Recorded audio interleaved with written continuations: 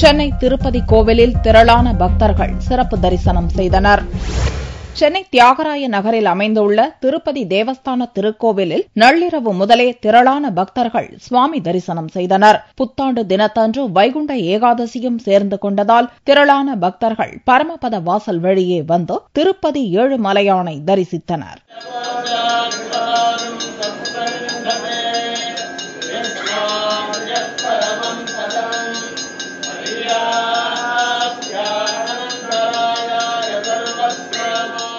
பக்தர்கள் கூட்டம் நீண்ட வரிசையில் நின்று வெங்கடேச பெருமாளை தரிசனம் செய்தனர்.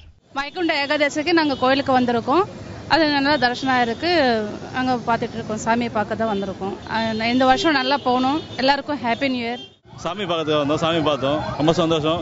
இந்த நியூ இயர் எல்லாருக்கும் சந்தோஷமா நடக்கணும். எல்லா விஷயமும் நல்லதா நடக்கணும். எல்லாருக்கும் டி நகர் வெங்கட் நாராயணா சாலையில் உள்ள திருப்பதி தேவஸ்தான வெங்கடேச பெருமாள் கோவிலில் மத்திய பார்லிமெண்ட் விவகாரத்துறை அமைச்சர் வெங்கையா நாயுடு குடும்பத்தினருடன் சுவாமி தரிசனம் செய்தார். New Year Day 2015 and also a very auspicious day because of Vaikunta Ekadasi is the most auspicious day for Hindus. So I am very fortunate to come here to Chennai and have darshan of Lord Venkateswara and also Lord Ananta Padmanabha Swami and also Amavaru.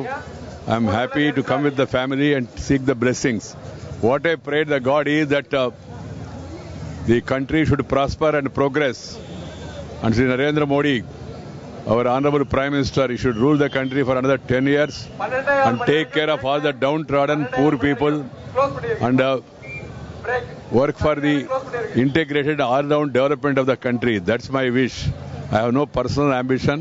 I wanted the God should bless Modi ji and also the government for doing good work as expected by the people. My greetings to all people and my greetings to the people of Tamil Nadu and also the entire country on the occasion of this new year.